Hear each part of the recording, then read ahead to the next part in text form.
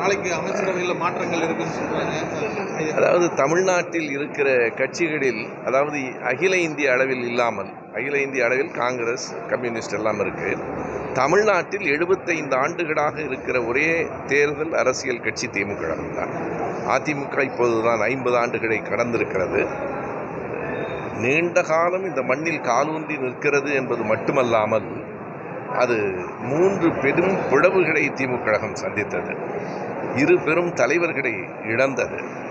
2 தேர்தல்களில் மிக மிக மிக பெரும் தோல்வியை கண்டது.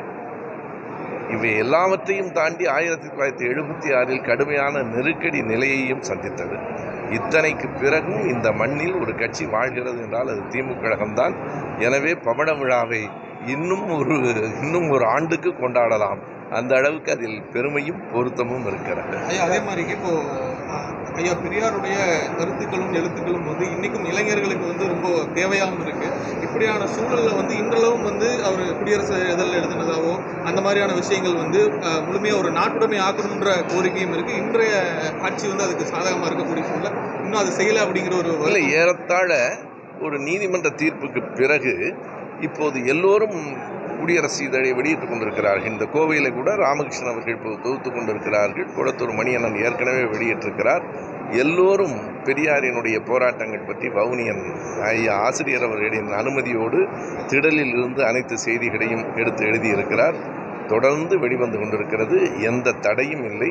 வரும் அடுத்தடுத்த தலைமுறையையும் அது சென்றடையும். ஈஸி டு ஆக்சஸ் அப்படிங்கிற மாதிரியான வந்துடும். ஒன்றும் சிக்கல் இல்லை. வரும் அடுத்த அதே மாதிரி இப்போ அருந்ததியிற்கான உள்ளொதுக்கீடு அப்படிங்கிற விவகாரத்தில் திருமாவளவன், கிருஷ்ணசாமி அப்படிங்கிற அவங்கெல்லாம் ஒரு முரணான நிலைப்பாட்டை எடுத்திருக்காங்க.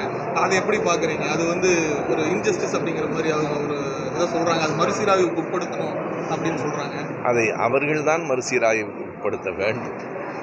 ஒடுக்கப்பட்ட மக்களுக்கு தனி இடஒதுக்கீடு, அதுவும் கூட உள் இடஒதுக்கீடு அல்ல, அது முன்னுரிமை இடஒதுக்கீடு, ப்ரிஃபரன்ஷியல் ரிசர்வேஷன் தான் அது. அதனால்தான் உச்சநீதிமன்றமே ஏற்றுக்கொண்டிருக்கிறது. எல்லா விதத்திலும் அருந்ததியர்களுக்கு கொடுக்கப்பட்டிருக்கிற உள் ஒதுக்கீடு நியாயமானது. அதை திருமாவளவன் போன்ற அருமை தலைவர்கள் அதை மறு ஆய்வு செய்து ஏற்பார்கள் என்று நான் நம்புகிறேன். அதாவது பட்டியலின மக்களுக்குள் ஒரு பிளவை ஏற்படுத்துகிறது என்று சொல்வது சரியில்லை. இதைத்தான் பார்ப்பனர்கள் காலகாலமாக நீங்கள் இடஒதுக்கீடு கொடுப்பது எங்களுக்குள் பிரிவை ஏற்படுத்துகிறது என்றார்கள். ஏற்கனவே பிரிவு இருக்கிறது என்பதை யாரும் மறுக்க முடியாது. பட்டியலின மக்கள் என்றாலும் எல்லோரும் ஒரே தரத்திலும் ஒரே தளத்திலும் இல்லை என்பது உலகறிந்த உண்மை. யார் கூடுதலாக ஒடுக்கப்பட்டிருக்கிறார்களோ அவர்களுக்கு ஒரு முன்னுரிமை தரப்பட வேண்டும் என்கிற ஒரு அறச்சிந்தனை தான் அந்த ஒதுக்கீடு. அது சரியானது. அதனை தோழர்கள் மறு ஆய்வு செய்ய வேண்டும். லட்டுல நெய் மாட்டு கொழுப்பு, அது அதனுடைய மேல உங்களுடைய பார்வை உண்மையிலேயே மாட்டு கொழுப்பு அதில் கலக்க முடியுமா? முத்தமிழ் முருகன் மாநாட்டுக்கு அப்புறம் பஞ்சாமிரத்தையும் சொல்லியிருக்கிறாங்க.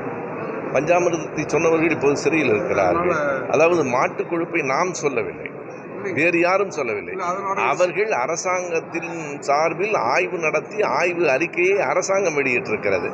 நமக்கு எந்த கொழுப்பு கலந்திருந்தாலும் நமக்கு எந்த சிக்கலும் இல்லை. யார் அதுவெல்லாம் கூடாது என்கிறார்களோ அவர்கள் அதை பற்றி சிந்திக்க வேண்டும். நமக்கு லட்டு ஒரு இனிப்பு பொருள், அவ்வளவுதான். நன்றி.